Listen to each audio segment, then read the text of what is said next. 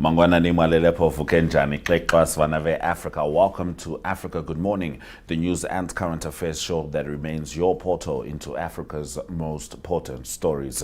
You are joined by Ashwin Mbedi and later Rorisang Mogojwe will say Dumela from Botswana as she delivers the Botswana Report. She is on, of course, Gaborone. But prior to that, these are some of the top stories we'll be looking at from broader Africa. Recoveries bring hope as DR Congo battles Ebola outbreak. South Africa warns xenophobic attacks are damaging the country's image. Nigeria reintegrates thousands of former Boko Haram fighters. Healthy oceans are key to Africa's food security future. And we talk about the 40-year-old Botswana who led Cape Verde to the historic World Cup point against Spain. And speaking of the World Cup, these are the most recent results.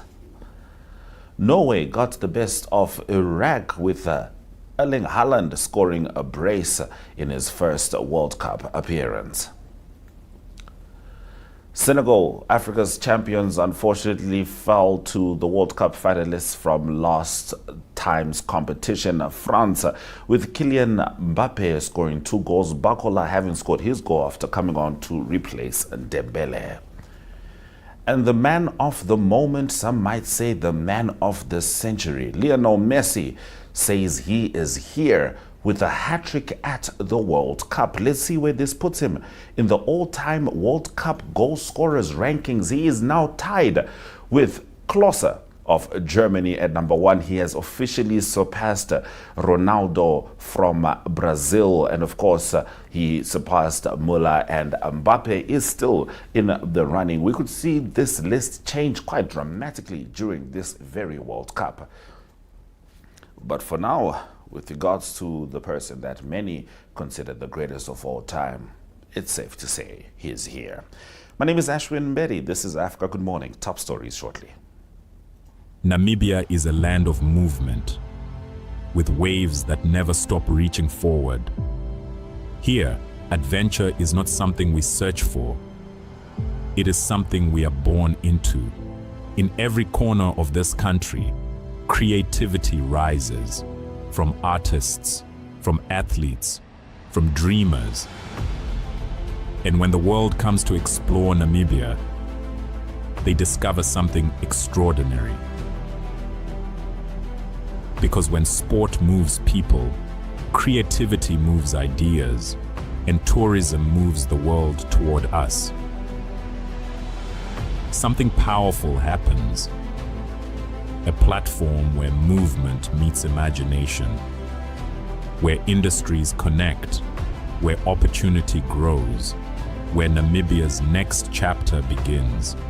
Welcome to the Creative Sport Tourism Expo. Exhibit, partner, experience.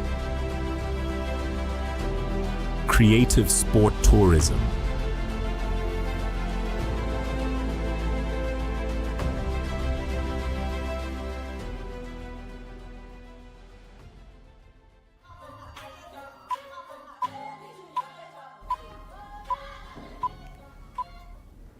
Now, singing and dancing broke the usual atmosphere of fear and loss at an Ebola treatment center in Mogojwe in northeastern Democratic Republic of Congo as healthcare workers celebrated the recovery of Daniel Kitambala. The 49-year-old left the clinic after 2 negative Ebola tests confirmed he was free of the virus following about 3 weeks of treatment. More than 140 people have been confirmed dead from the Bundibugyo species of Ebola in Ituri province, the center of the outbreak declared just over a month ago. Health officials continue efforts to control infections while confronting misinformation and local beliefs such as the so-called coffin curse. Authorities say some residents have wrongly blamed treatment centers for the disease, leading to attacks including the burning of medical facilities in Mogojwe and Rwampara. Dr. Richard Lukodu said recoveries were helping build confidence with more people now seeking treatment. South Africa's government says a recent surge in attacks against foreign nationals is harming the country's international reputation and creating consequences for businesses and artists. Justice Minister Mamoloko Kubai urged citizens to reject vigilantism and allow authorities to address illegal immigration through official channels. Recent weeks have seen protests and attacks directed at other African nationals, including some who are legally in the country, as anti-immigrant groups accuse foreigners of contributing to unemployment and crime. Kubai said many South African artists were experiencing cancellations of performances elsewhere on the continent and that companies operating abroad were also facing negative reactions. She warned the situation could damage both the national brand and social cohesion, noting that some South Africans had also been targeted because of their appearance or manner of speaking. Xenophobic sentiment remains a recurring issue and has intensified ahead of local elections scheduled for November. Countries including Ghana, Malawi, and Mozambique have repatriated citizens due to safety concerns. Now, authorities in Nigeria's northeastern Borno state say they have nearly 10,000 former Boko Haram fighters being reintegrated into society through a government-supported rehabilitation and de-radicalization program.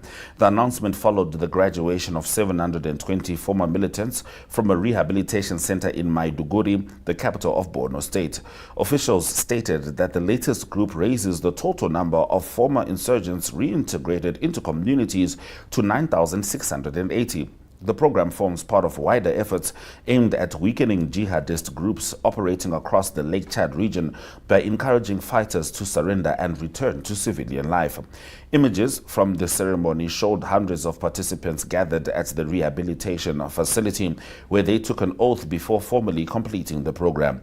Boko Haram's insurgency began more than a decade ago in northeastern Nigeria and has killed tens of thousands of people while displacing millions across the country.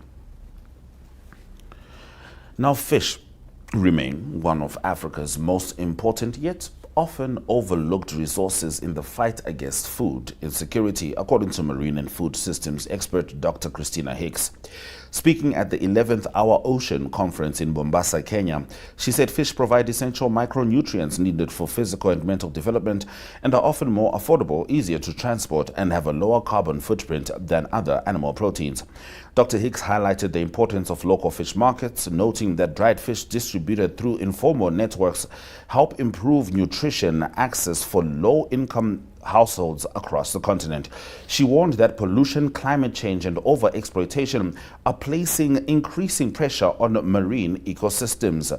The expert said healthy food systems require access to nutritious foods, sustainable fisheries, decent work, and healthy environments. She also stressed the importance of transparency, inclusive governance, and greater participation of small-scale fishers and coastal communities in decision-making processes.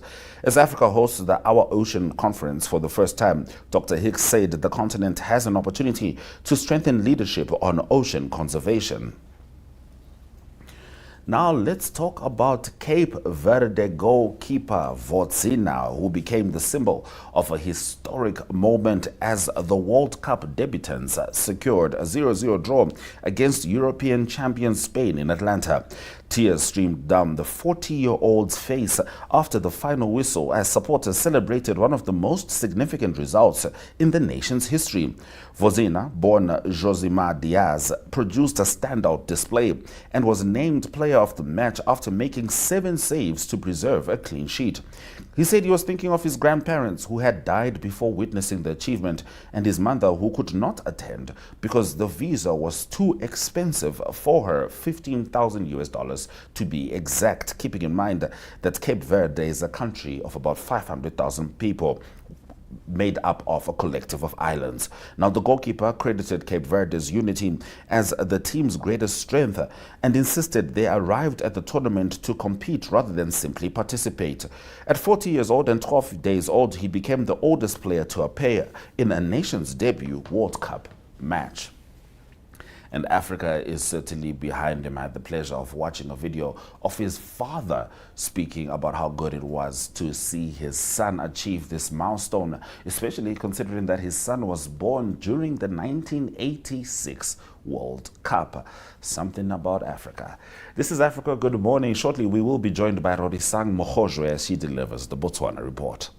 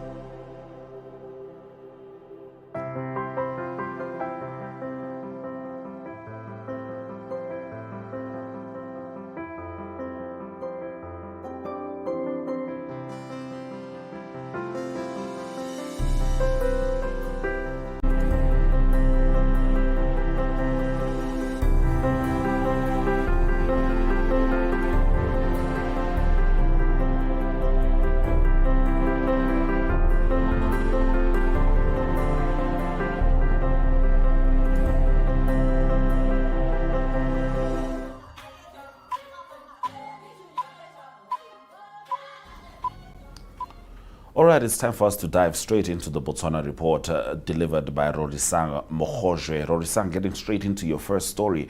Police are warning of escalating tensions between Botswana and Zimbabweans. So the unrest comes amid growing accusations by local residents, particularly of that village of Mogojwe, which is just outside of the capital city of Gaborone, that foreign nationals, particularly Zimbabweans, are responsible for an increase in criminal activity in the area. And so police are saying that the latest incidents began after a report of malicious damage to a property at a local bar. According to authorities, the bar owner alleged that a group of Zimbabwean nationals locked several Botswana inside the premises before assaulting them. And during this confrontation, windows at the establishment were reportedly damaged after stones were thrown around. The Mogojwe acting police station commander says that tensions later escalated beyond this initial incident when a group of local residents allegedly retaliated by targeting foreign nationals at their homes. And so police are saying that foreign nationals were assaulted during these attacks, with one Zimbabwean man reportedly left unconscious and requiring medical attention. Authorities have actually condemned all these forms of violence and warned residents against taking the law into their own hands. And members of the public have since expressed concern about this escalating violence and these tensions between Botswana and Zimbabwean nationals, particularly looking at the fact that just right next door in South Africa, there are reports of xenophobic attacks on foreign nationals. And so the concern is that these incidents could be indicative of similar incidents to come or to happen within the borders of Botswana. And so they are urging law enforcement authorities and officials to take heed of these tensions and just curb it while they still can. But police have appealed to members of the public to remain calm and allow law enforcement agencies to investigate these allegations of criminal activity through proper legal channels. But at the time of reporting, no arrests had been made yet, and investigations into these incidents continue. All right, Rorisang, we'll certainly be looking forward to an update on that story, particularly considering the fact that these tensions are indeed rising in South Africa as well. But it's not strictly an African issue. We know that in Ireland there has been some issues with regards to African migrants as well. So, you know, it's an interesting trend, but certainly one the world could do without. Now, in your next story, over 1,000 Ikageng workers have been deployed in the fight against foot and mouth disease.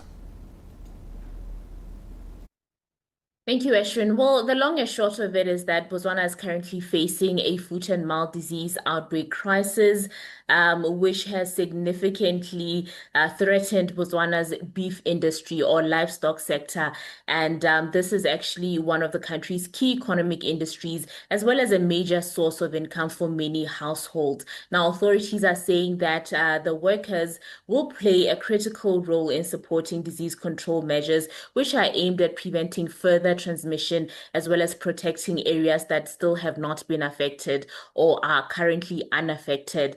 And this workforce or these individuals' responsibilities will include clearing bushes, construction of veterinary fences, demarcation of disease control zones, and assisting with the removal of cattle from border areas and other locations which are considered to be at high risk. Now, this move forms part of a broader strategy to establish an effective disease containment zone, as well as limit the movement of infected animals. Now, one other thing to note, Ashwin, is that officials have emphasized that containing this outbreak is essential not only for protecting farmers' livelihoods, but also for safeguarding Botswana's access to international export markets. If you recall, we reported here recently that the European Union, which is Botswana's largest export market for beef, has suspended beef imports from Botswana's FMD-free zones.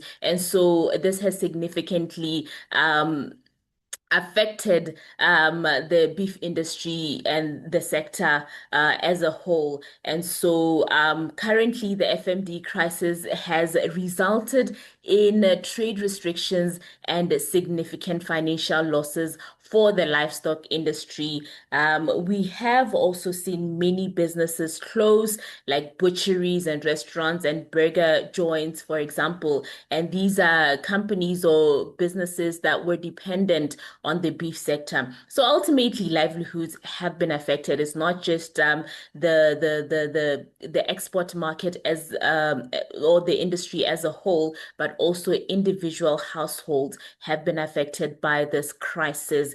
Meanwhile, though, the Ministry of Local Government and Traditional Affairs has instructed councils in affected districts to begin assessing and registering farmers and those households that are dependent on livestock that have been impacted by this outbreak. And really, this is just to establish the scale or the magnitude of the losses that have been suffered by these communities, and as well create a database that can guide future support and recovery interventions. The government has urged farmers to cooperate with veterinary officials, as well as just comply with all disease control measures as efforts continue to restore Botswana's FMD free status in unaffected areas, and ultimately to return the industry back to where it was thriving, where households were actually making incomes out of the industry. And of course, everybody looks forward to that, because currently there is shortage of beef in some areas, including in Gaborone, and prices have skyrocketed because of the shortage or the limited availability of beef within some areas of the country. All right, Rorisang, we now swing over into the creative arts, and that's what gets me buzzing, particularly looking forward to the CST, Creative Sport and Tourism Expo, set to take place from 2 to 4 September, right here at the Hage Geingob Stadium in Namibia. But in this segment, we are focused on Botswana, and the biggest annual music showcase is back with record entries. The Botswana Musicians Union, commonly known as BOMU, has officially unveiled the nominees for the 14th BOMU Music Awards after a one-year break. And organizers are saying that this year's awards have attracted unprecedented interest, which, according to them, highlights the continued growth and maturity of Botswana's music industry. The awards coordinator, Sabelo Mudibe, says that nearly 2,000 entries were submitted across various categories this year, which is a dramatic quote-unquote increase from the 483 entries which were received in 2024. Now, according to Sabelo, the sharp rise in submissions reflects growing confidence amongst local artists in their music, in their craft, in their business, and also demonstrates the increasing competitiveness of the industry. And so among these categories, Best Single emerged as the most fiercely contested category, which received the highest number of entries from musicians hoping to secure recognition at this year's awards ceremony. And leading the nominations is a popular musician, Hensi, who earned himself 6 nominations across several major categories. His nominations include Best Single, Best Amapiano, Best Remix, Best Male Artist, or Artists, Album of the Year, and Song of the Year, which makes him one of the standout contenders heading into the awards. Now, organizers are saying that the overwhelming response to this year's awards points to a vibrant and evolving music sector, with more artists producing music and seeking platforms to showcase their talent. And so the return of the BOMU Music Awards is expected to generate significant excitement amongst artists and fans alike as the industry gathers once again to celebrate local music talent. Exciting times ahead indeed. Thank you very much, Rorisang, for delivering the Botswana Report, which rounds off this broadcast of Africa Good Morning on DSTV 285, GOtv 25, oneup2.com, Network Media Hub, and NTVAFRIKA.MY.NA. Remember that, NTV Africa, the Africa is spelled with a K. NTVAFRIKA.MY.NA. You can always watch any episode of Africa Good Morning as long as it's been, released live, and of course other shows from NTV. My name is Ashwin Berry. As we say, Swerai Jakanaka, we leave you with the indicators.